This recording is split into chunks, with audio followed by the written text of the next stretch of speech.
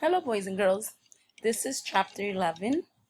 Let's recap really quickly and summarize chapter 11. So, in this chapter, we learned that Delphine is observant of others, sisters are annoyed uh, and derailed her plan to ask Sister Makumbo for information about their mom. Vanetta and Firm, they realize that they give other kids information about themselves, leaving them open and made fun of. What seems important is that the Panthers are teaching the kids real lessons like how the solar system works, but they're connecting it to revolutionaries and people who are making changes. So this chapter connects to what we read earlier. We now know who this boy is who almost ran them over, Hirohito. He also attends the center with the girls, and I think he might be an important person, a character in the story because of how the author spends time describing him. So now for today, teaching point, readers will pay attention to character traits, relationships, and the point of view of the narrator and possible themes as well as any changes to the story elements. So let's look at chapter 12, Crazy Mother Mountain. After the program ended for the day, we stayed out as long as we could. So this is just letting the readers know that Delphine and her sisters really didn't want to go straight home. They preferred to stay out than to go home to Cecile. Whether she liked it or not, Cecile had to let us inside her green stucco house. When she opened the door, all she said was, "Y'all back?" Then she spread the tablecloth on the floor and brought out shrimp lo mein and egg rolls from the kitchen. She had probably gone out to meet Lady Ming while we were at the center. We washed up and sat Indian style around the food. I said the blessing and then I asked, "Why the Black Panthers call you Inzella?" No no use letting my curiosity go itching. If I had to ask someone, I might as well go straight to the mountain, the Crazy Mother Mountain. So this part right here connects to the name of the title. So they refer to Cecile as Crazy Mother Mountain. They already know that she acts weird, but she is the person they need to ask if they want to find out certain things. She gave me a blank stare, like I said something wrong. Then she corrected me. Ninzella. In place of shrugs, my sister and I shot one another glances. That was not a Brooklyn sound or an Alabama sound. It was probably not even an honest to goodness Oakland sound. Instead of trying it out, I said, "Why do they call you that?" My sisters followed. "Isn't your name Cecile?" "Yeah, Cecile," she said. "My name is Ninzella. Ninzella is a poet's name. My poems blow the dust off surfaces to make clear and true paths. Ninzella." I gave her a plain stare, plain and blank. It might as well have been an eye roll. She probably hated my father's plain face on me. The plain way about him was the plain way about me. I didn't know about blowing dust and clearing paths. I knew about hot combing thick heads of hair and ironing pleated wool skirts for school. She said it is Yoruba for the path.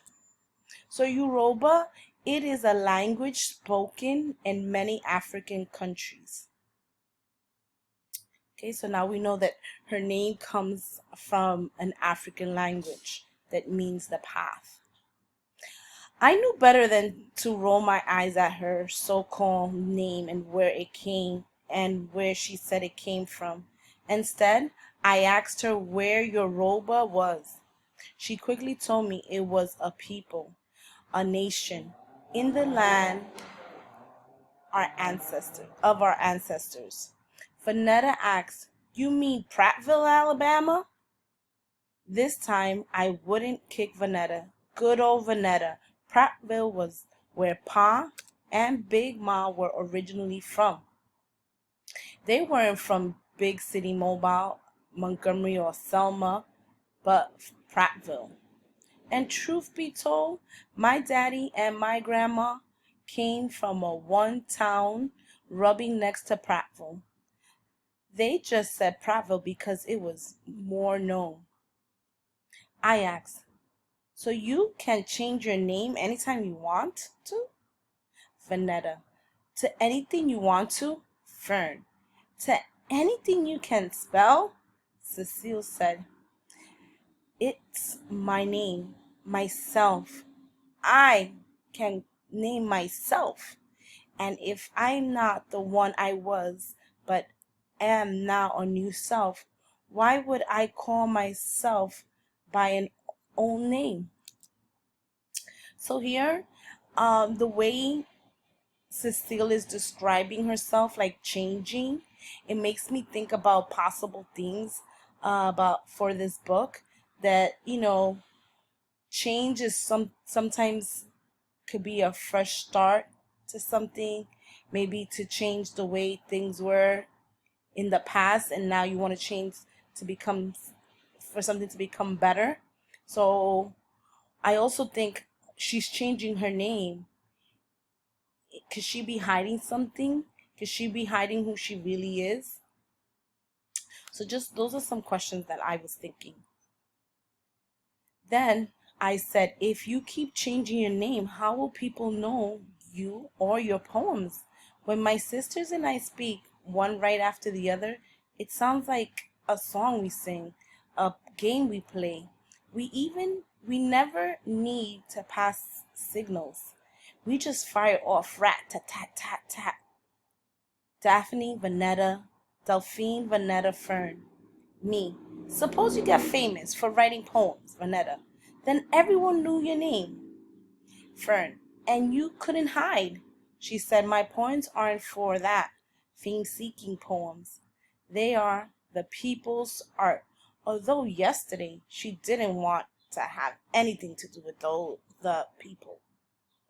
I said, "What if all the people could recite all of your poems, Vanetta, and they said them on the radio?"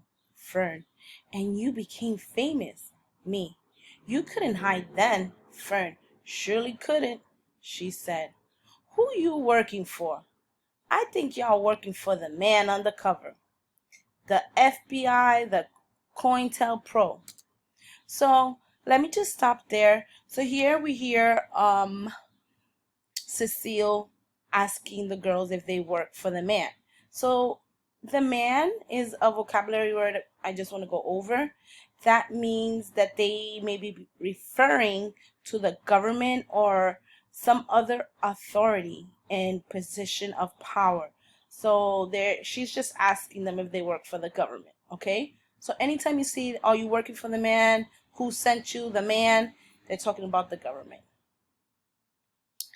I knew about the FBI from the Sunday night show and from the news, but who were the COINTELPRO? Cecile knew she had us baffled and took control of the talk like she had grabbed both the balls and the jacks. "Oh, they're slick, all right," she said. The feds hire midgets to front as kids. They infiltrate families with long lost cousins who don't look a thing like you, but you take them in because that's how color folks do. And before you can say way down home, your long lost kin are documenting your every move for their weekly secret meetings with the man. Family don't tell on family, I said. Not real family. Surely don't. That's what you think, Cecile said. She went after Vanetta first. Vanetta was needy in a way that Fern and I weren't. Her eyes stayed wide and fearful. They get you alone, alone and scared. They say, Vanetta Gather, do you love your country? Do you love your father, your sisters, your uncle Darnell in Vietnam, and Big Mama in Brooklyn? At Fern, she aimed. Little girl, do you love your doll baby? Do you love Captain Kangaroo? Your kindergarten teacher, graham crackers, and story time? Well, if you want to keep all that safe, tell us all you know about that person named Cecile Johnson, also known as your mother. Fern said her name is not little girl, that she was going into second grade, and that she watched Mighty Mouse and not Captain Kangaroo. Before Cecile could get to me, I said, they don't ask kids nothing. No one listens to kids. If this was Red China, they would.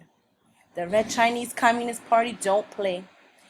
Kids younger than the little girl turned their mother and father over to the Reds for treasoning and re-education. We're not in Red China, I told her. To that, she only grunted like, that's what you think. So here we see Delphine's point of view. She feels that Cecile is exaggerating the way the government will question them to China. They think that she is crazy and that no one will question them about Cecile.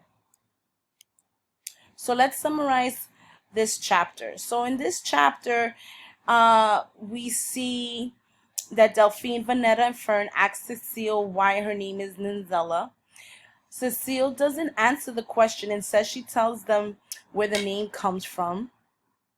What seems important and what we're learning about the problem is that the girls begin questioning Cecile about her poetry. Then Cecile half-jokingly accuses them of working for the FBI and the COINTELPRO.